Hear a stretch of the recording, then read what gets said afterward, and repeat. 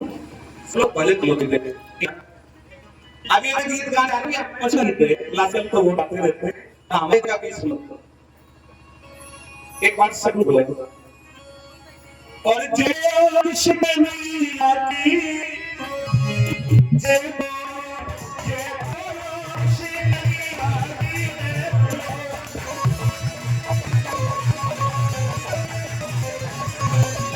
क्या मजा आएगा आगे का मजा आएगा हम लोग भी बगल करवाना करता है लेकिन मार्ग में ना मजा आपको क्या खाना देना को देना एक बात बुलाना हम देखिए कौन कर रहा है कौन नहीं बुला रहा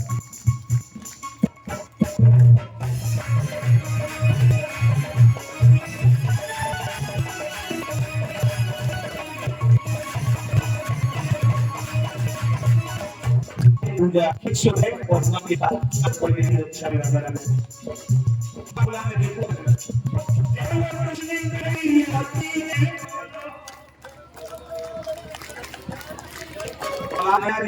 एक बार फिर वो जय बोलो श्री हरि जय बोलो अब रहे थे रिजल्ट जो मैं मानता है आगे ठीक लास्ट पास बस बिगड़ तो मैं भाइयों बैठे की सेकंड डिवीजन पास और जो आते में बीच में बैठे उनकी थर्ड डिवीजन आई और जब पीछे बैठे हमारी सप्लीमेंट भी आई ना सप्लीमेंट को एक मौका मिलता है दी जगह एक पता जाएगा कि बाहर हो जाएगा एक दिन हम अब पास टेंशन का आनंद आगे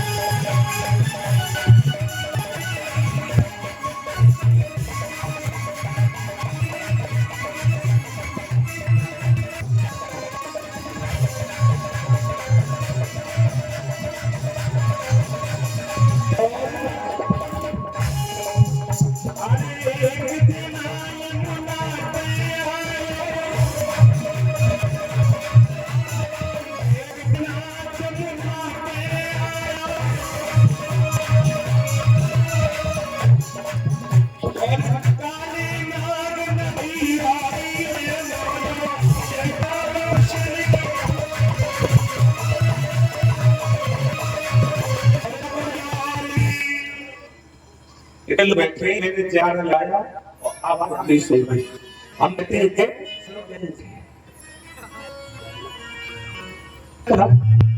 कैसी है हाँ तो जब तक रिजल्ट नहीं मिला गाड़ी कैसे चलेगी ठीक है तो अब हम कहेंगे सुना भैया पंडित कह रहे हैं जैसे बोल में नहीं पूछना ही माने बैठे वाली है हाँ एक बार सब लोग खूब जोर जयकार लगाएंगे बोले राधा मैया क्या कौन सा बात बहुत है अच्छा आप लोग चलते तो हो लेकिन धक्का प्लेट हो चलो धक्का सही चले चले तो एक अंग्रेज लेखक हुआ था नाम था मार्टिन लूथर उसने अपनी किताब में लिखा था जीवन में दौड़ो दौड़ ना पाओ तो चलो चल ना पाओ तो रेगो मतलब कुछ ना कुछ करो जब करोगे तो परमात्मा अवश्य फल देगा है ना जीवन में कुछ करना चाहिए भैया जैसे ही मामा का उद्धार किया एक बात बता दें मामा पापी जरूर था लेकिन मामा का अंतिम संस्कार प्रभु ने अपने हाथों से किया और वो जीव भी धन है जिसे भगवान अपने हाथों से जलाते हैं ज्यादा लोगों को नहीं जलाया प्रभु ने जब कृष्ण बन के आए हैं तो कगड़ को मादानी कगड़ को और मामा कंस को इन दोनों लोगों को अपने हाथ से जलाया प्रभु ने और जब राम बने आए तो विदराज जटायु का अंतिम संस्कार अपने हाथों से किया और किसी को नहीं भैया यहाँ के बाद जानते हो प्रभु कहाँ गए यहाँ के बाद सीधे जेल में गए जहाँ पे देवकी भैया रो रहे प्रभु आएगा मुरली वाले बरसते हमारे कब आएगा बंसी भगवान ने जेल के ताले तोड़े ऐसे ही भीतर पहुंचे तो जानते हैं कि भैया का हाल क्या है। सर के पूरे बाल सफेद पड़ गए, चेहरे पे झुर्रियां पड़ गई। जिस दिन शादी थी उसी दिन कंस ने जेल में डाल दिया था। आप बच्चे पैदा किए हैं जेल के भीतर, और जो आठवां होता है सबसे छोटा वाला, वो आज 11 साल 56 दिन का हो गया। इतने दिन भैया जेल में रोके जैसे टोड़ी बेड़ियां काटी करके तो कटाई तेरी तो बोले माँ जो देखती थी मैं उन आँखों का तारा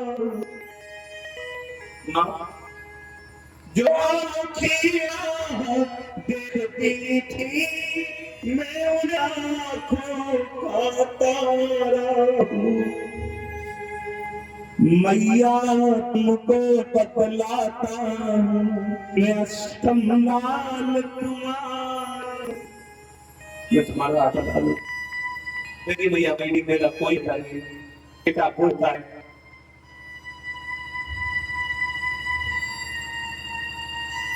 जिसे माँ पैदा करे और दूध पिलाए, पाल पोस के बड़ा करे, वो बेटा होता है।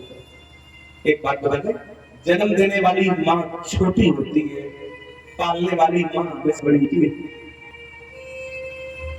कभी किसी घर में दिक्कत हो दूसरे के घर में, उनके बच्चे तुम्हारे घर में पले, वो बेटा बड़ा हो जाए, उसकी नौकरी लग जाए, वो तुम्हारा घर छोड़ के जब जाए और कहे ये हमारा घर नहीं, हमारा घर कितनी पुराना है, तो बहुत बुरा लगता है। पालने वाली माँ को, पालने वाली माँ बड़ी होती है, साधन देने माँ अच्छी के लिए लाल। आज तुम्हें याद आई मेरी, सुन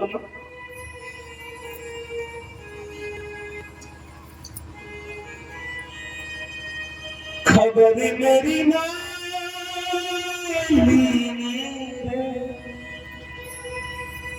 बहुत दिन बीते रे, बहुत दिन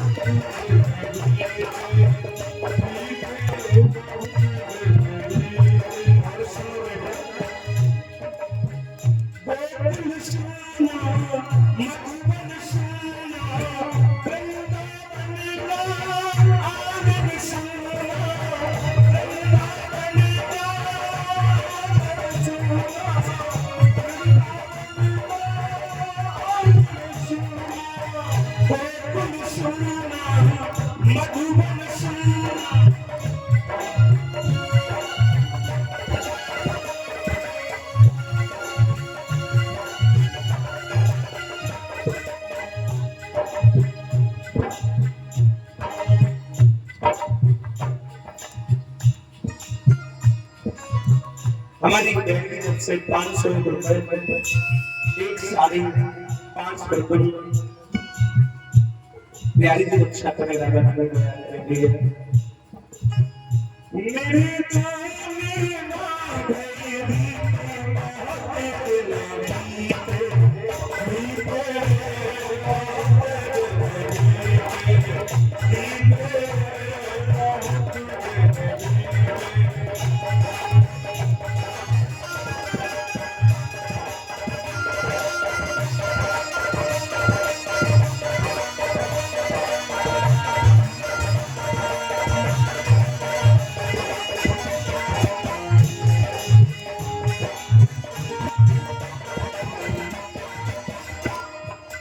देवकी मैया ने कहा तो छोड़ के नहीं जाऊंगा, भगवान मालिक कभी नहीं जाएंगे।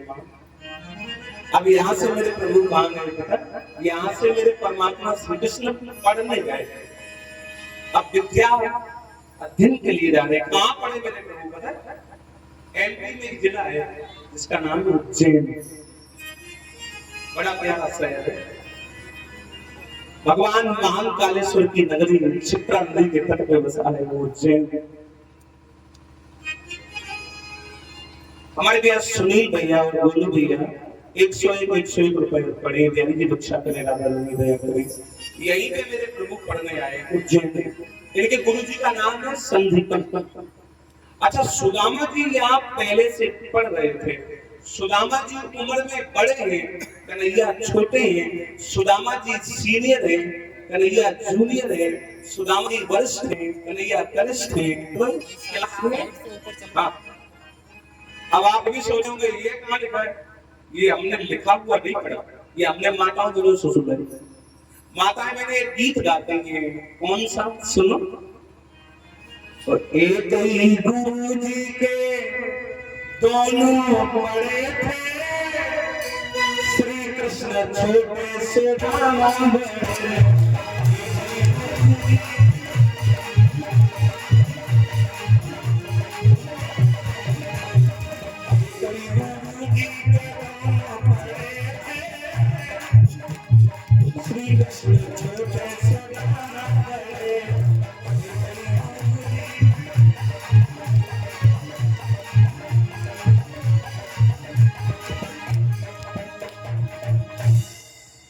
परमात्मा कृष्ण का एडमिशन बाद में हुआ। हमारी बैंक की तरफ से बिहारी जी के लिए भेंट और एक साड़ी श्रृंगार 7 पड़े। बिहारी जी रक्षा करने वाले हमारे भैया वीरेंद्र भैया आपकी तरफ से 100 रुपए की भेंट और 7 पड़े। बिहारी जी रक्षा करने वाले भैया 6 साल पड़े मेरे प्रभु, 6 साल है ना। एक दिन गुरु जी ने कहा आप तो विद्या निधान हो, आपको हम क्या पढ़ाएं? अच्छा सच बताना मेरी माताओं बहनों मेरे भाइयों, अगर भगवान श्री कृष्ण न चाहते तो न जाते पढ़ने। अगर वो न जाते तो न जाते भाई, वो तो विद्या निधान है, उन्हें पढ़ने की जरूरत थोड़ी थी। लेकिन उन्होंने समाज में ये दिखा दिया क्या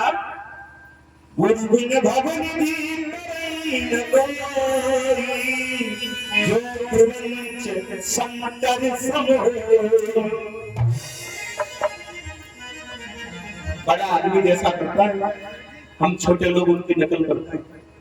ध्यान देना।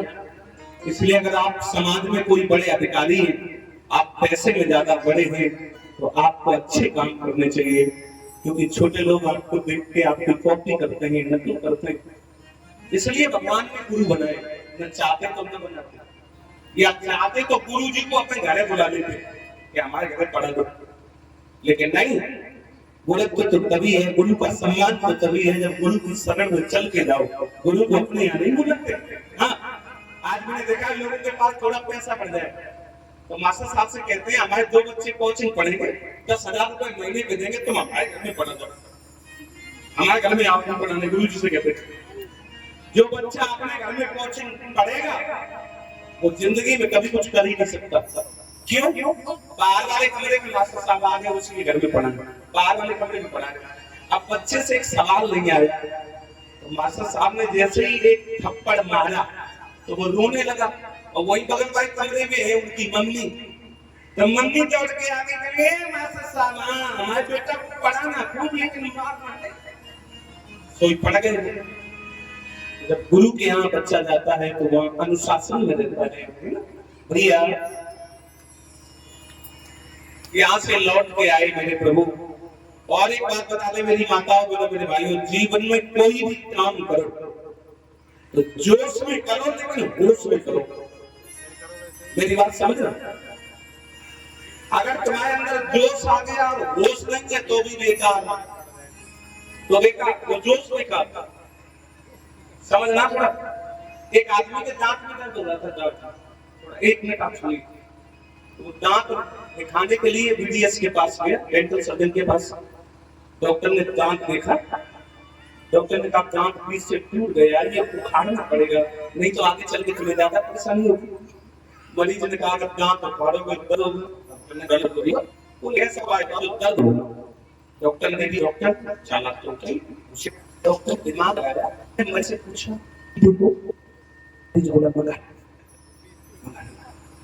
और ये डॉक्टर ने कहा ये काम गया गलत काम को बढ़िया काम में प्रयोग करो, इसको नशे में कर दो, सही दांत निकाल लेंगे। डॉक्टर ने अपने पैसे दिए, कंपाउंडर को बोले जाओ 2 शीशी ले आओ। वो 2 शीशी लेके आया, मरीज को एक गिलास में डाल के दी, मरीज ने एक गिलास पी। अब डॉक्टर साहब ने कहा थोड़ी दम आई, दांत निकाल ले। अरे बोले थोड़ी थोड़ी ताकत आ गई। अरे बोले और पिला और पिला और पिला। अब उसको और ज्यादा पिलाया तो वो हो गया नशे में धुत।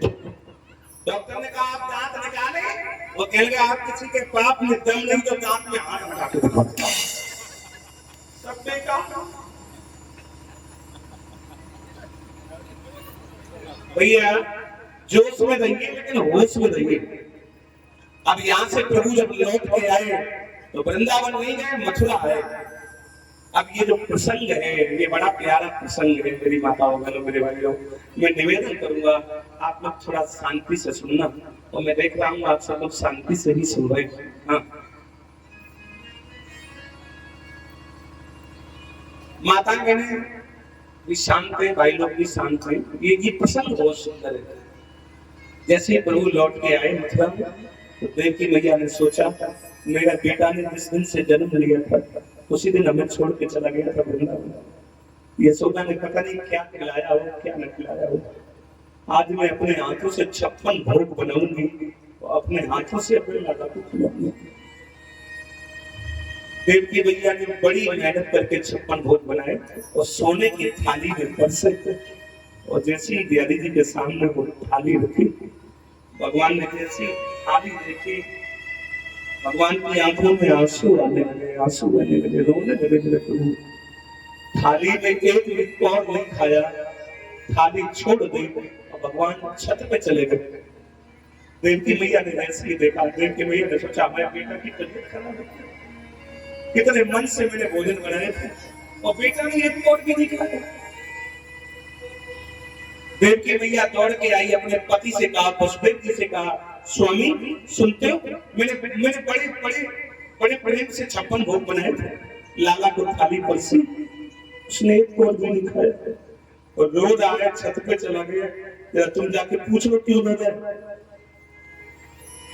जैसे एक बात है, जब लड़का सयाना हो जाता है तो पिता ज्यादा बात नहीं करता। पिताजी ने भगवान के मित्र जिनका नाम है उद्धव, तुम चले जाओ छत पे, पूछना उससे क्यों रो रहा है, हमारे यहाँ को कोई कष्ट है क्या, कष्ट तो बताए ना। उद्धव जैसे छत पे गए तो बिहारी जी वृंदावन की ओर नजर किए हैं और वृंदावन की ओर देख देख के रो रहे हैं। उद्धव बोले प्रभु गजब हो गया, आज आपकी आंखों में आंसू, क्यों रो रहे हैं आप।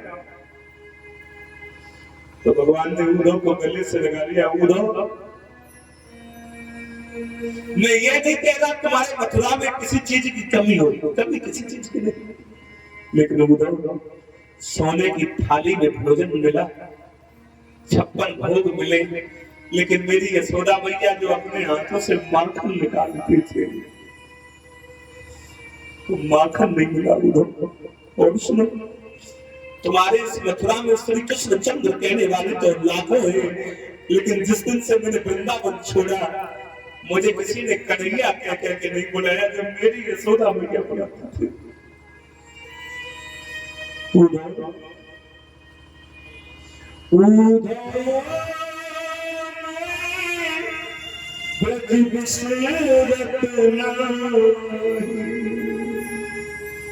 मैं गंदा को बुला नहीं पा रहा हूँ। हंस सुता कलरव और कुंजन की छाई,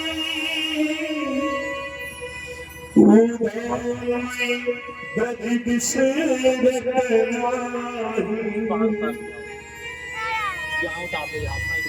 और सुनो बाबानंद अंगुलिया देके चलना मोरी सिखावे। जब मैं छोटा था तो मेरे बाबा मेरी अंगुली पकड़ के मुझे आगे पूछना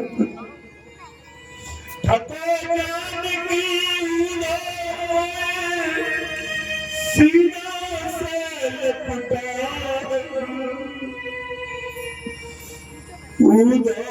मैया से कहियो। चले जाओ। यशोदा मैया से कहते ना क्या तेरे दुख पावे मैया से कहियो।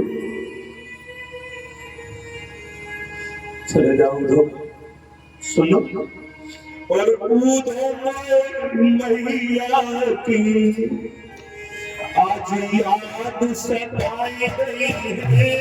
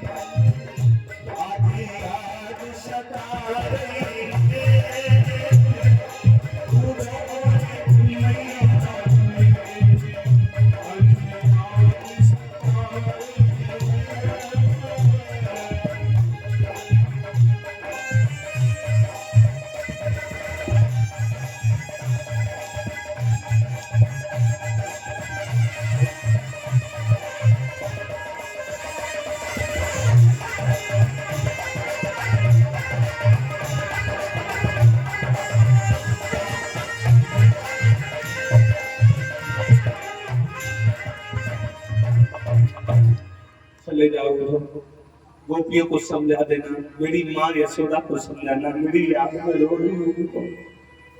पूरा बोले मैं ब्रह्म ज्ञानी, मेरी संस्कृत इतनी कठिन है, तुम्हारे वृंदावन के बगैर पढ़े लिखे गवार क्या समझेंगे।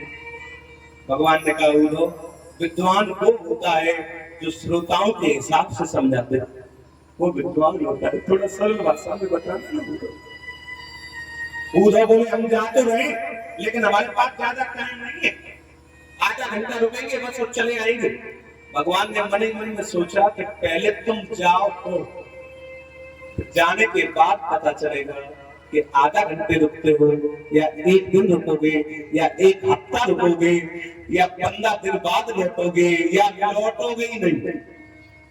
तुम्हारा ये जो ज्ञान है अहम ब्रह्मास्मि, मैं ही ब्रह्म हूं, इनके अंदर ये घमंड था।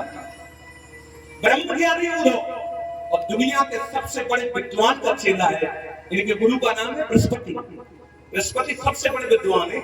आप गीता पढ़ना, गीता में परमात्मा श्री कृष्ण अपनी विभूतियां लगाते हैं और अर्जुन से कहते हैं अर्जुन मैं कहां गया हूं और मैं कौन हूं। भगवान कहते हैं अर्जुन नदियों में कोई हूं तो मैं गंगा नदी में ही हूं, भगवान कहते हैं। और कहते हैं कि धातुओं में कोई हूं तो मैं सोना हूं, वृक्षों में कोई हूं तो मैं पीपल हूं। और भगवान कहते कहते कह जाते हैं विद्वानों में अगर कोई हूं तो मैं बृहस्पति हूं, मैं ही बृहस्पति हूं। तो ये बड़ा घमंड है अपनी विद्वता का, अहम ब्रह्मास्मि, मैं ही ब्रह्म हूं। इनका घमंड भी दूर हो जाएगा, दोनों काम हो जाएंगे। जैसे ही वो चले उन्होंने कहा आदेश अध्यादेश मेरे लिए, मैं जा रहा हूं प्रभु। भगवान ने कहा उधर जा तो रहे हो लेकिन मेरा मोर मुकुट बांध के जाओ, मेरा मोर मुकुट ले जाओगे, मेरी कमरिया डाल के जाओ तो गोपियां तुमसे बात करेंगी ना, गोपियां तुमसे बोलेंगी नहीं।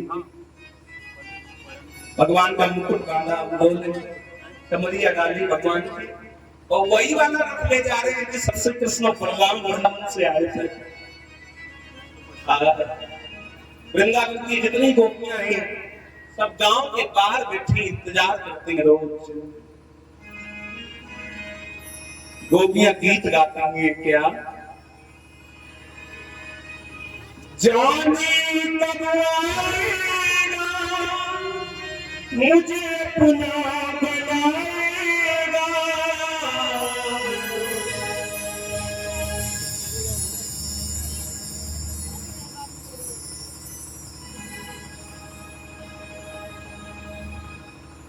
और मेरे आंसू को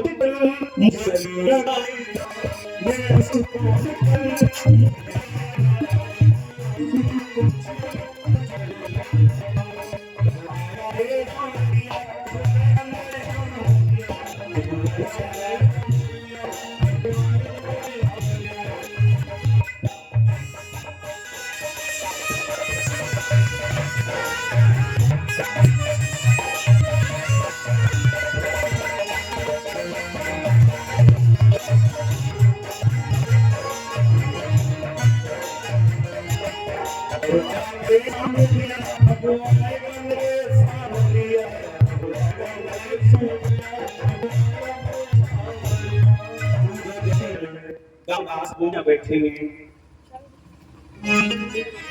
जैसे गोपियों ने रथ आते हुए कहा, गोपियों ने रथ पहचान लिया, वही रथ है तो मेरे कृष्ण को लेकर था। एक बड़ा ने मेरी पाओ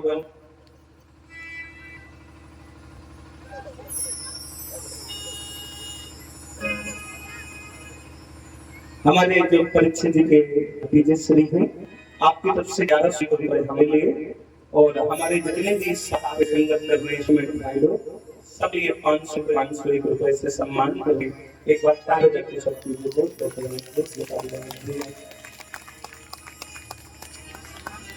जैसे उधर पास में है वो क्या जान गई ये कृष्ण नहीं है। अगर ये कृष्ण होता तो ये रथ पे चढ़ के नहीं आता, रथ से कूद जाता और दौड़ के आता और अपने गले से लगा देता। कृष्ण नहीं। जैसे उद्धव पास आए, उद्धव कहने लगे मैं बृहस्पति का शिष्य, यदुवंशियों का मंदिर, मैं ब्रह्म ज्ञानी। वो बोली मैं क्या करूं भाई, ज्ञानी बात हो रही है, हम क्या मतलब ज्ञान से। उद्धव काम में कृष्ण का साथ जैसे बात है अल्लाह तो यहाँ आप लोग कहने लगे आप बता दो तुम किसके मित्र हो। शाहद देश से आने वाले ये तुम्हारा किस्मत से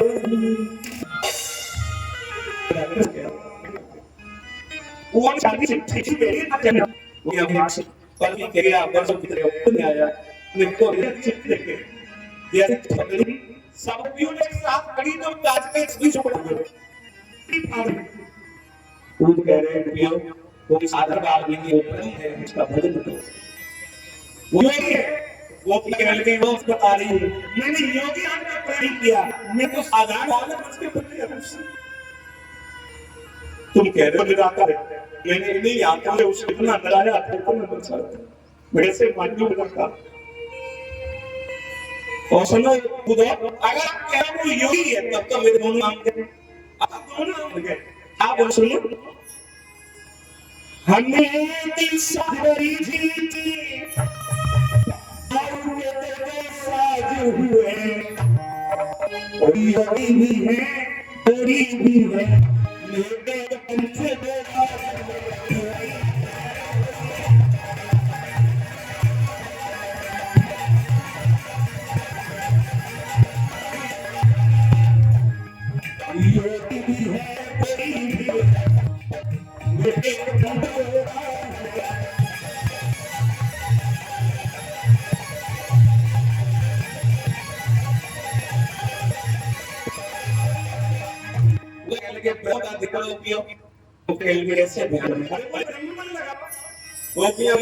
समझ रहे लेकिन आज मैं तुम तो बिल्कुल पागल हो।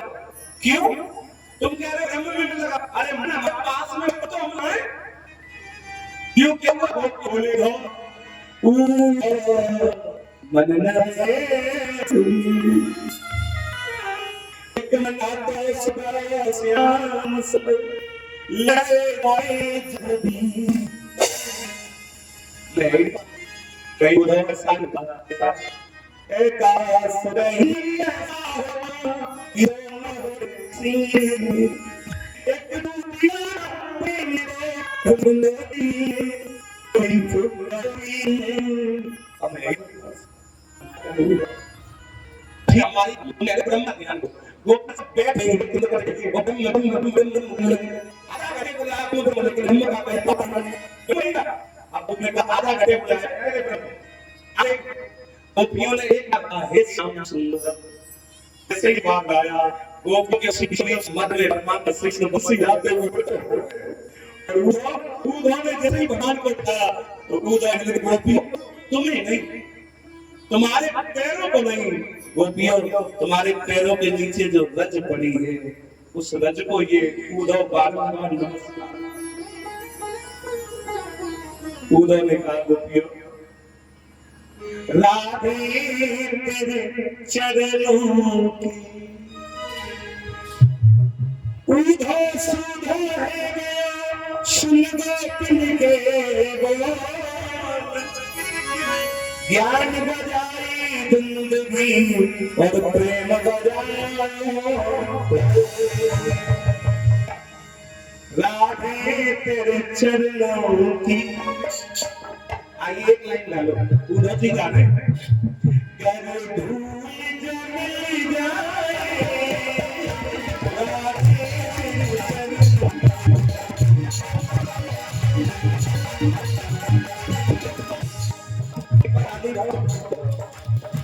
राधे तेरे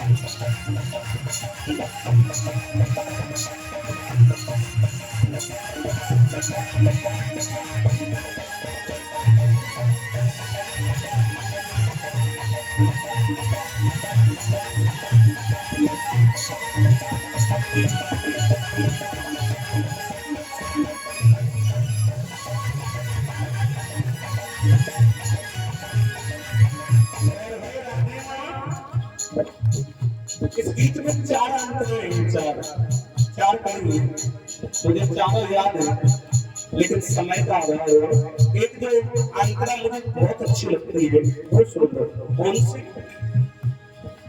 राधे तेरे चरणों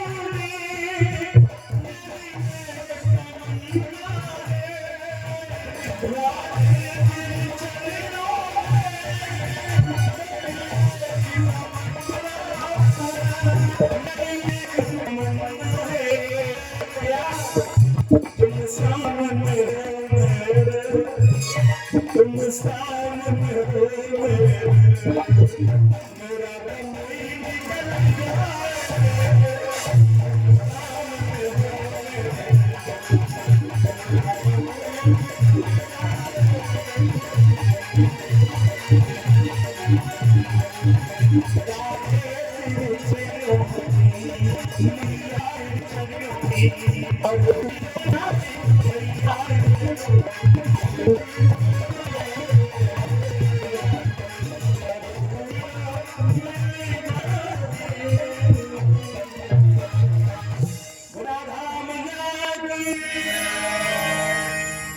गोपियों ने कविता अनुभव न उधो पले न मेरा और उधो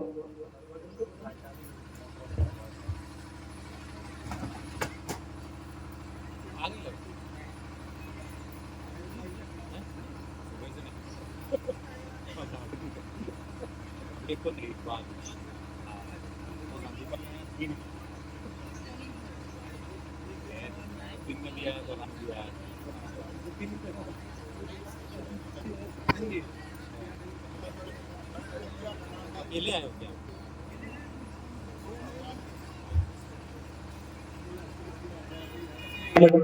क्या? गोपियों ने दिया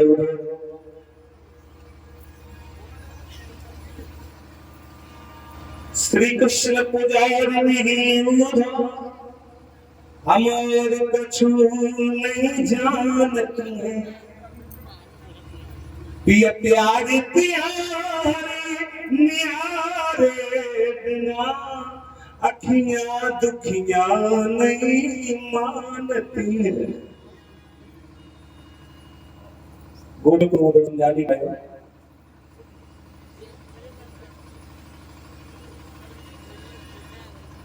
भैया उधर मिले गोपियों, अब जरा यशोदा का घर और बता दो। यहाँ तक आए हैं तो मैया से भी मिल ली। गोपियों ने कहा उधर यशोदा का घर बिल्कुल सरल है, अब पता पूछने की जरूरत नहीं पड़ती। क्यों?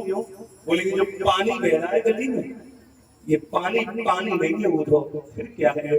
बोले जितनी बूढ़ी बूढ़ी दादी हैं, माताएं बहनें, वो सब यशोदा मैया के घर में इकट्ठी होती हैं, तो वहीं पे बैठ के आंगन में रोती हैं। ये उनके आंखों से निकलने वाले आंसू हैं उधर, तुम इसी को पकड़ के चल जाओ। ये पानी का जहाँ उद्गम है, जहाँ से पानी निकल रहा है, वही है यशोदा का। और देखो सब, अब मैया तो सुनना थोड़ा तेज बोलना तो सुन लेगी। उधर जैसे आए क्या बात ले, मैं तुम्हें मिलेगा कृष्ण का, मैं मित्र मथुरा से आया हूँ। यशोदा बोली धीमे बोल, धीमे सुनाई दे रहा है। अगर तू तेज बोल देगा तो मैंने अपने बेटा को अभी अभी पालना में सुनाया है। अगर तू तेज बोल देगा तो जाग जाएगा, और अगर मेरा लाला जाग गया तो कभी चन्ना मांगता है, कभी दही मांगता है, बहुत परिस्थिति। जैसे उधर में आगे बढ़ के देखा तो पालने में मैया ने कपड़े का गुड्डा बना लिया है, उसको लेटा दिया। उधर जान के मैया पागल हो गई।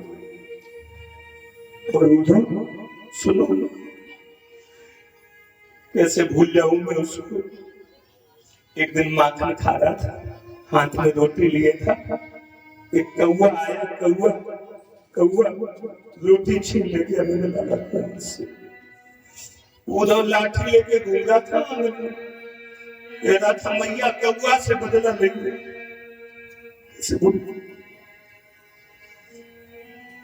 और उधर तुम तो उसके मित्र हो ना, जाओ उससे कह देना ब्रह्म बनना बहुत सरल है, लेकिन मां बनना बहुत कठिन है, बता देना उसको।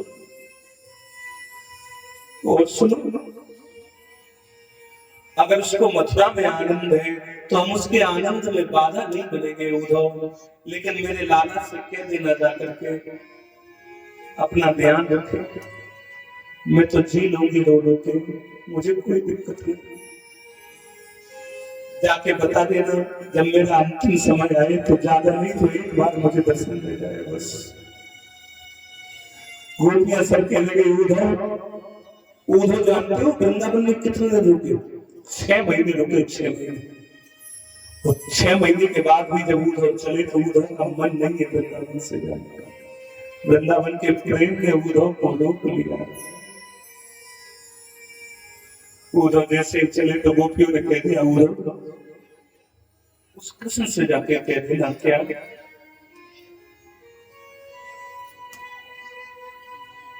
हमारे बड़े भैया शुक्ला जी 201 रुपए पड़े मेरे की रक्षा करने वाले दया करें भैया।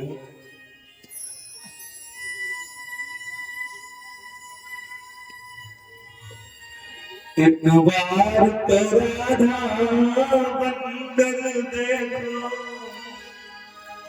उधर कह रही है उसके से मेरे सावरिया राधा रो कहे, एक बार तो राधा बंदर देखो मेरे सावरिया।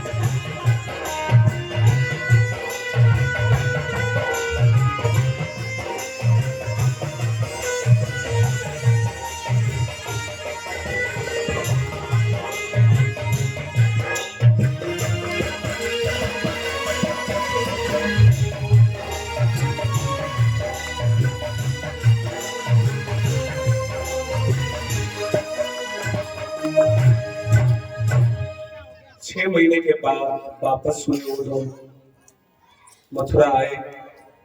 अब देखो, जब मामा कंस मारा गया ना, तो सब लोग तो जय जयकार कर रहे थे कि सही मारा गया, राक्षस था। लेकिन दो लोग मामा कंस के मरने पे रो भी रहे थे, दो लोग रोने वाले भी थे। कौन? कंस की दो पत्नियां हैं, इनके नाम है अस्थि और प्राप्ति। एक का नाम अस्थि, एक का नाम प्राप्ति। ये दोनों विधवा हो गए। इन्होंने एक दूसरे के गले से लिपट के दोनों रोई, बोले दीदी अब यहाँ से चलो। तो बड़ी बहन ने कहा कहाँ जाओगे? पति के घर में डोली जाती है और अर्थी आती है, कहाँ जाओगे? तो छोटी बहन ने कह दिया आप कहाँ चलोगी? तो सुनो, अब चलो बहन मयूरे चलिए, उठ गई यहाँ तारादारी।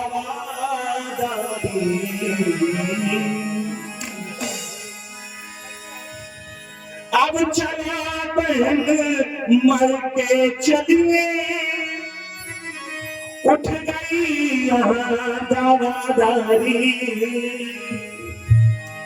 जब पति जान से चला गया तो हो जाएगी इज्जत ख्वारी।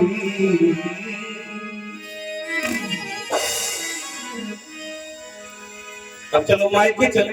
दोनों बहनें आई मायके में अपने पिता जरासंध के पास, गले से लिपट के रोने लगी, बाबू गजब हो गया, क्या हुआ बेटी? दोनों बहनों ने कहा पिताजी सुनो, अरे हो गई विधवा, बन गई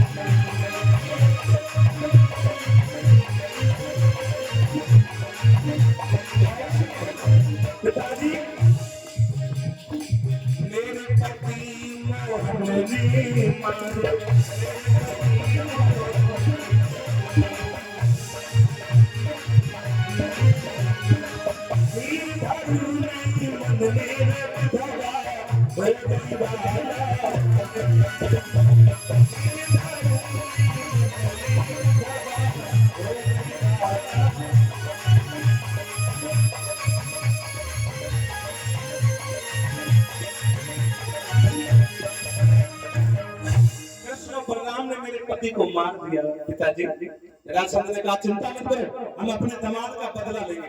इसने सेना सजाई और मथुरा नगरी पे चढ़ाई कर दी। बिहार से आया सेना लेके, जैसे ही मथुरा पे चढ़ाई की लेकिन ये हार गया।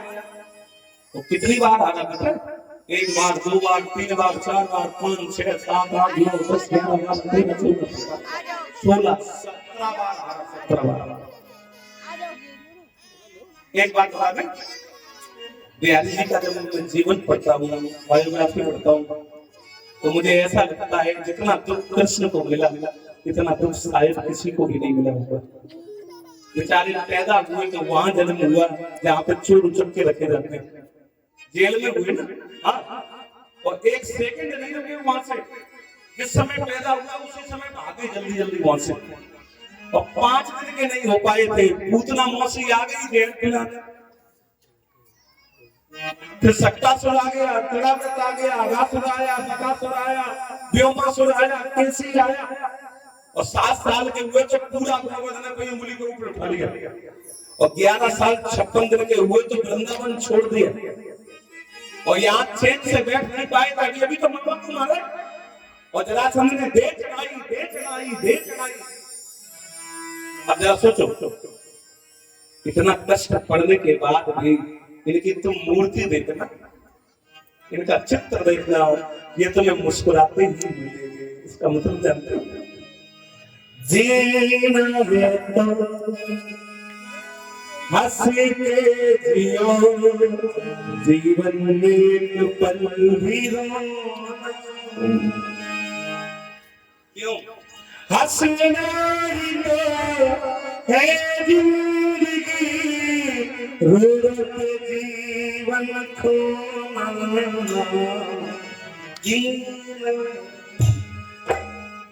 है ना? हाँ, जिंदगी में हमेशा मुस्कुराइए, कभी नहीं। हाँ, अगर होना चाहो तो इनके सामने जाके रोइए। तुम्हारे घर में मंदिर हो, इनकी फोटो लगी हो, वहां इनके सामने खड़े हुए रो, दुनिया के सामने नहीं, नहीं, कभी नहीं। और आजकल हमने देखा है, आदमी तुम जिससे बात करो वही कहता है हमसे ज्यादा बात न करो, बहुत टेंशन पे। सही, सबको टेंशन खा गई है। कहाँ टेंशन है? एक बार तो हम कानपुर में ही आ रहे थे कथा करने, तो जैसे ही हम घरकटी बसंतराम से उतरे तो हमें प्यास लगी थी, तो हम एक बोतल पानी लेने चले गए दुकान से। तो मैंने देखा एक ज्यादा 11-12 साल का लड़का होगा इतना सा, उसने 10 का नोट निकाला, दुकानदार को दिया, एक सिगरेट ली और वही खड़े होके मेरे सामने सिगरेट पीने लगा। और ज्यादा 11-12 साल का होगा। मुझे बड़ा अचंभा हुआ, मैंने कहा इतना सा सिगरेट। मैंने कहा चलो इससे कुछ बातें करें, शायद कुछ ज्ञान मिल जाए। हमने कहा बेटा तुम बहुत छोटे हो, सिगरेट पी रहे हो। बोले हमसे ज्यादा बात मत करो, हम बहुत टेंशन में हैं। हम भी गजब हो गया, इसको भी टेंशन। ये टेंशन क्या है सबको खाली? भैया प्रसाद ले लेना भैया, काहे की टेंशन? न तुम कुछ लेके आए थे, न कुछ यहाँ से लेके जाओगे। अगर महीने पे 10 रुपए बच रहे हैं तो वो भी उस ऊपर वाले की कृपा है। महीने पे करोड़ों का टर्नओवर हो रहा है, वो भी उस ऊपर वाले की कृपा है। तुम दोनों हाथ खाली लेके आए थे, दोनों हाथ बांध के चले जाओ, क्या भैया? हाँ, मैं ये नहीं कह रहा हूँ तुम महात्मा बन जाओ, अपना कर्म छोड़ दो ना, अपना कर्म करिए। क्योंकि हमें किसी ने पढ़ा लिखा के इस लायक बनाया है, तो हमारी भी जिम्मेदारी हम बच्चों को बढ़िया से बढ़िया शिक्षा दें।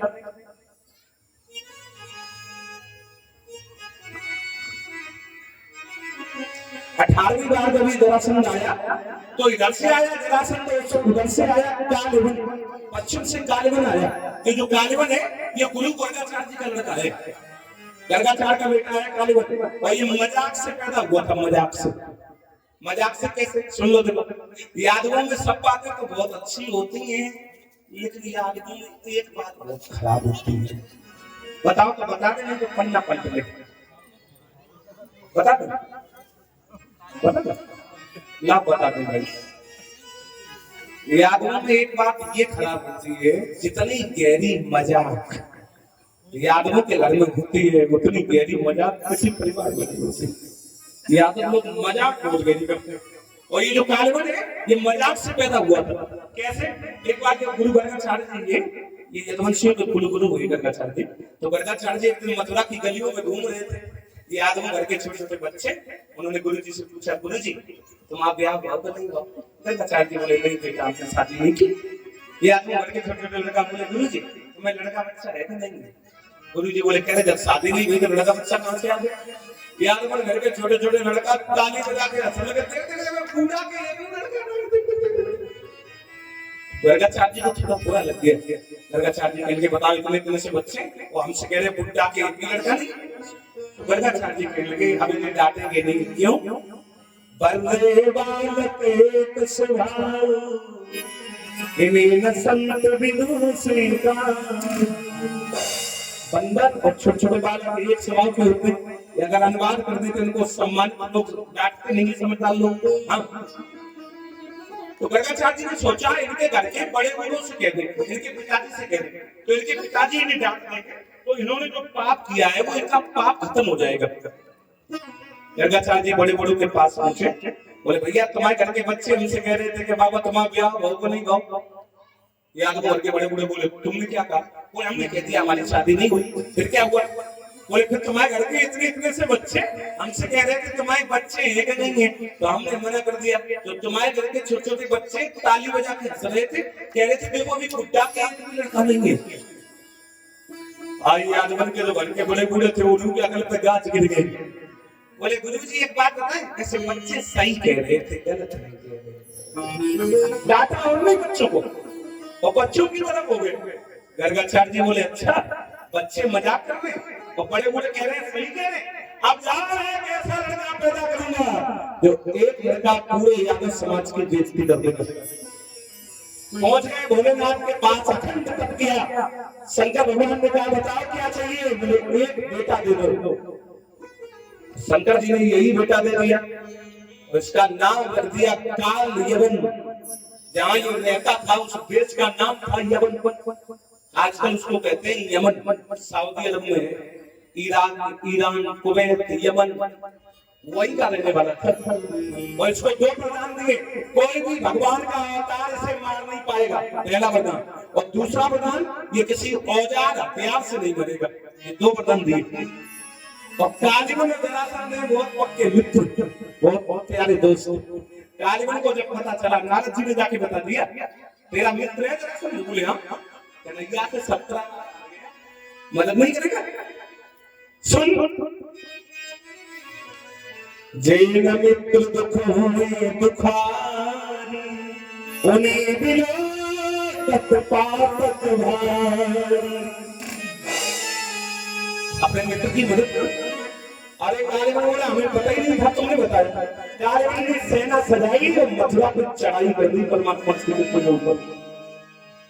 युद्ध कर रहे हैं भगवान, थोड़ी देर तो लड़े। भगवान जानते हैं हम इसे मार नहीं पाएंगे। शंकर जी का वरदान है मारने को तो अभी मार दें, लेकिन भोलेनाथ का वरदान झूठा हो जाएगा। देवता लोग एक दूसरे के वरदान की रक्षा करते हैं।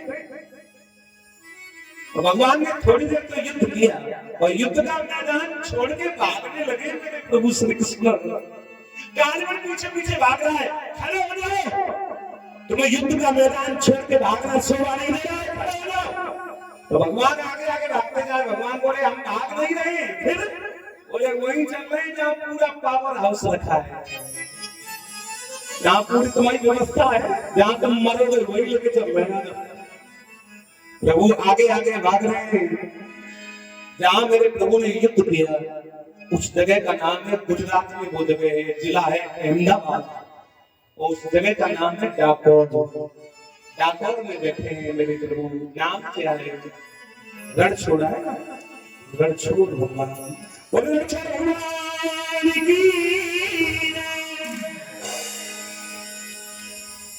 ठाकुर नारद छोड़ ताम बंद दरवाजा खोल। यहाँ रणछोड़ नाम पड़ा प्रभु का। वहां से प्रभु भागे और राजस्थान में एक जिला है जो यूपी से लगता है, उसकी सीमा आगरा जिला से लगती है। नाम है धौलपुर। धौलपुर जिले में एक गुफा है जिसका नाम है धौलागिरी। और उसमें राजा मुचकुंद सो रहे थे और देवताओं ने सुना दिया था और वरदान दिया था जो कोई तुम्हें सोते से जगा देगा वो जल करके भस्म हो जाएगा। परमात्मा आए, कन्हैया आगे आगे। हमारे बड़े भैया मूलचंद कुशवाहा जी 101 रुपए के भेंट पड़े। बिहार जी रक्षा करे, राधा रानी दया करे। भगवान ने अपना पीताम्बर उतारा और जैसे ही मुचकुंद के ऊपर उड़ाया और स्वयं जाके छुपके खड़े हो गए। तब तक ये कालीवन पीछे से आया, जैसे उसने पीला पीला पीताम्बर देखा भगवान का ऊपर, मुचकुंद के ऊपर उड़ा गए। हाँ बेटा बहुत दूर से आ रहा है, नींद आ रही है, मैं नींद तेरी निकाल रही हूँ। जैसे ही उसने लाभ का प्रहार किया और जैसे ही राजा मुचकुंद के नेत्र खुले अपनी मनमानी का पाया फल पछताए, अखियों से निकली बन गई है